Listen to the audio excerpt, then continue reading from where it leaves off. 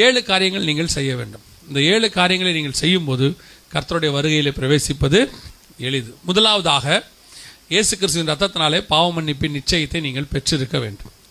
இயேசு என் பாவத்தை மன்னிச்சிருக்கிறாருங்கிற நிச்சயம் இருக்கணும். இல்லைங்க, நான் கிறிஸ்தவ குடும்பத்தில் பிறந்தேன், நாங்கள் பரம்பரையாக கிறிஸ்டின், தலைமுறையாக கிறிஸ்டின், நாங்கள் ஊழியக்கார நீங்கள் யார் வேணா இருந்துக்கோங்க. ஆனால் வசனம் சொல்லுது, என் தாய் என்னை பாவத்தில் கற்பம் தரித்தாள். பிறந்த அத்தனை பேருக்கும் என்ன வேணும்? ரட்சிப்பு வேணும். பாவத்தை அறிக்கை செய்து பாவம் மன்னிக்கப்பட்டதுக்கான நிச்சயம். 2வது, பிதா குமாரன் பரிசுத்தாவின் நாமத்தினாலே தண்ணீரில் மூழ்கி ஞானஸ்தானம் எடுத்துருக்கணும். ஞானஸ்தானம் எடுக்காமல் வருகையில் பிரவேசிக்கவே முடியாது. குழந்தைகள் எடுத்துட்டோம், நாங்கள் திருப்பி ஞானஸ்தானம் எடுக்கணுமா? ஒரே ஞானஸ்தானம் தானே, குழந்தைகள் எடுக்கிறதுக்கு பேர் ஞானஸ்தானமே கிடையாது. ஏன்னா வசனம் சொல்லுது, ஞானம் வந்த பிறகு தான் என்ன எடுக்கணும்? ஸ்நானம் எடுக்கணும். எப்போ ஞானம் வரும்? கர்த்தருக்கு பயப்படுதலே ஞானத்தின். எப்போ கர்த்தருக்கு பயப்படுவோம்? தீமை விட்டு விலகுதலே கர்த்தருக்கு பயப்படுகிற பயம். அப்போ எப்போ ஞானஸ்தானம் எடுக்கணும்? தீமை விட்டு விலகி கர்த்தருக்கு பயந்து பாவத்தை அறிக்கை செய்து நம்ம என்ன செய்யணும்? பாவத்துக்கு மரித்து நீதிக்கு உயிர்த்தெழுதல். அந்த ஞானஸ்தானத்தை நீங்கள் எடுக்கணும். எடுத்திருக்கிறீங்களா?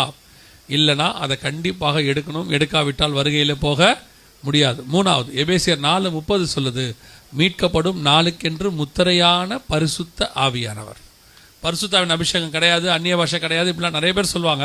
ஆனால் வசனம் சொல்லுது, நீங்கள் மீட்கப்படும் நாளுக்கென்று முத்திரையான பரிசுத்த ஆவியானவர். அவர் தான் உங்களை மீட்புக்கான முத்திரை. அவர் இருந்தால் தான் நீங்கள் என்ன செய்ய முடியும்? போக முடியும். பரிசுத்தாவின் அபிஷேகம் பெறாதவங்க அபிஷேகத்தை பெற்றுக்கொள்ளுங்க. உங்கள் சபையில் நடக்கிற அபிஷேக கூட்டத்தில் கலந்து கொள்ளுங்க. வாஞ்சியும் தவணம் உள்ள ஆத்துமாக்களை கர்த்தர் என்ன செய்கிறாரு? நிரப்புகிறார். 4வது, ரொம்ப முக்கியம், அப்போஸ்தலர் நடபடிகள் 2ஆம் அதிகாரம் 40ஆம் வசனம் சொல்லுது, மாறுபாடான இந்த சந்ததியை விட்டு விலகி உங்களை ரட்சித்துக் கொள்ளுங்கள். வேறுபாடு உள்ள வாழ்க்கை. உலகத்துக்கும் உங்களுக்கு என்ன இருக்கணும்? ஒரு வேறுபாடு, வித்தியாசம் இருக்கணும். நீங்கள் அந்த வேறுபாடு உள்ள வாழ்க்கை வாழாமல் உலகத்துக்கு ஒத்த வேஷம். சிலர்லாம் சபைக்குள்ளே ஓகே, வெளியே போனால் அவங்களுக்கு ஏற்ற மாதிரி. அதில் வேற ஒரு பெருமையாக வேற சொல்லுவாங்க. எல்லாரும் என்னுடைய ஆஃபீஸில் குடிக்க போனாங்க, நானும் போனேன், ஆனால் நான் குடிக்கவே இல்லை, கொக்கோலா தான் குடித்தேன். பெருமை அதில் வேற. சிலர் சொல்லுவாங்க, எல்லாரும் உட்காந்து தண்ணி அடித்தாங்க, நான் மட்டும் கொக்கோலா குடிச்சிட்டு வந்தேன் தெரியுமா அப்படிம்பாங்க.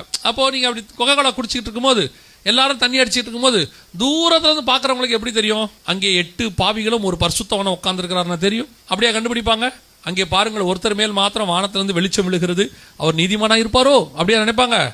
அந்த 10 பாவியில ஒரு படுபாவி உட்காந்துருக்கான் பாருமா, நம்மளை பார்த்து. நம்மளையும் சேர்த்து பாவியாக தானே பார்க்க போறான். என்னன்னா இவங்க என்ன நினைக்கிறாங்கன்னா, நம்ம ஆஃபீஸ்லயோ காலேஜ்லயோ அது ஸ்கூல்லையோ அவங்களுக்கு ஏற்ற மாதிரி இருந்தால் தான் நம்மளை என்ன செய்வாங்க? மதிப்பாங்க. இல்லைன்னா என்ன செய்யாது? உலகம் நம்மளை மதிக்காது. நீங்க அவங்களுக்கு ஏத்த மாதிரி இருந்தா தான் அவங்க மதிப்பாங்க. ஆனா அவங்களுக்கு ஏத்த மாதிரி இருந்தீங்கன்னா பரலோகம் உங்களை மதிக்காது. இப்போ பரலோகம் மதிக்கணுமா அவங்க மதிக்கணுமா? அவன் ஒரு 2 வருஷம் கூட வருவான், 3 வருஷம் கூட வருவான், வராம கூட போவான். ஆனா அவங்க கூடவே வர போறவர் இயேசு கிறிஸ்து தான்.